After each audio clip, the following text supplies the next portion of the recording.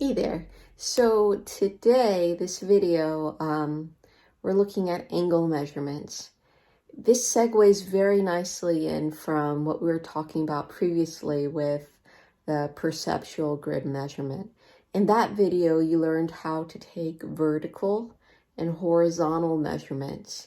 Now we're going to talk about measurements that are coming in at an angle. So not perfectly straight or horizontal, but those areas in between, angle measurements. And you're going to begin just like you began with taking a vertical measurement. You're going to hold out your arms so the elbow's locked.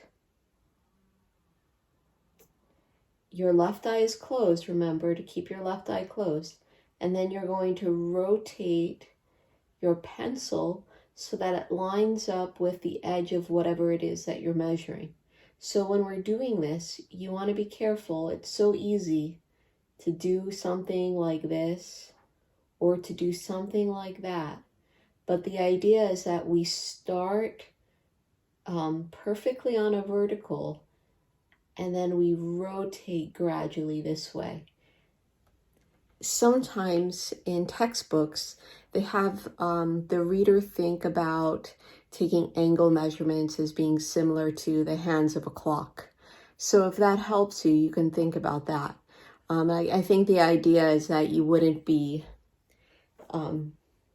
making those movements like this if you were thinking about angles, like how a clock's hand moves.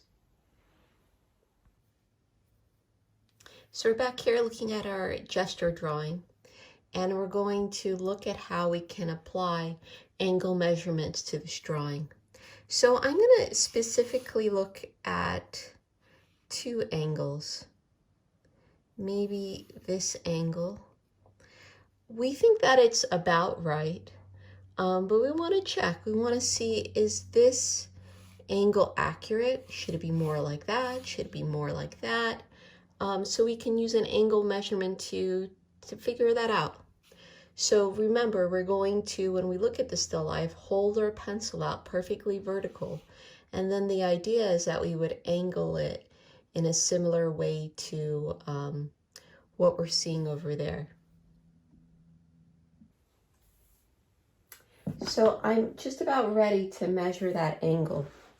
What I'm going to do is I'm going to keep my left eye closed, and I start first, and I'm going to scoot back a little bit so you can see me do this on camera. My left eye is closed, and I start with my pencil vertical, and then I'm going to rotate it so it lines up with the edge of the box. And then what I do is I carefully bring it over to see if it matches the angle of my drawing. And initially it looks good. It looks like it lines up pretty accurately. But let me measure again. I always recommend measuring 3 times. So here I go, left eye closed, elbows locked. I'm rotating my pencil so it lines up with the edge of the box. And then I'm carefully bringing it over and seeing what does it look like. And it seems to match up pretty good, so I'm going to leave that one alone. So what you saw me do is you saw me begin taking an angle measurement with my arm extended, elbow locked, pencil straight, vertical. And then I rotated the pencil so it lined up with the edge of the box. And then I carefully brought this over to see how well it matched up with my drawing. So in this case, no changes were made here, but now I want to measure this angle and see if that's similar to what I see in real life when I measure.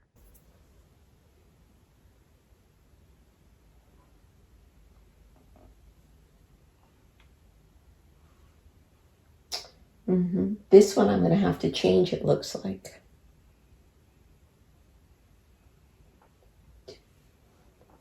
And I measure one more time. 3. Okay. And move this to about there. And I'm going to triple check.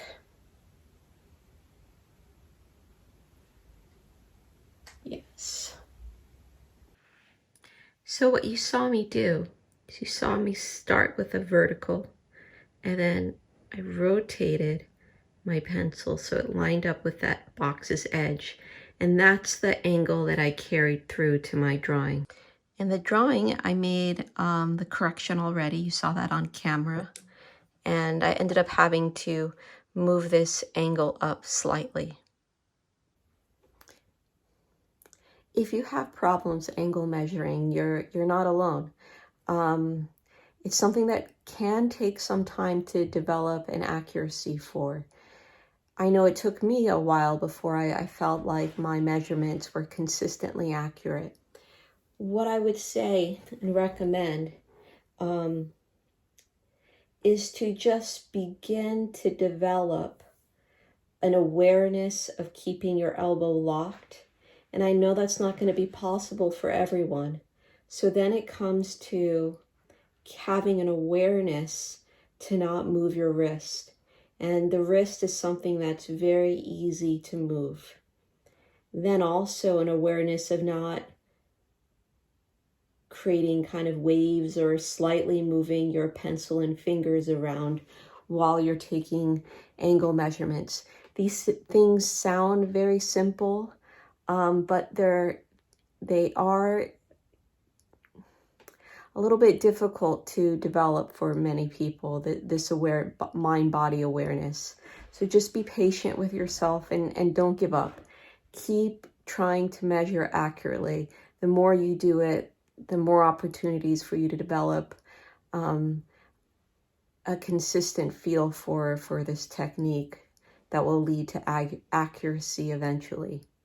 All right, I'll see you in some time. Bye.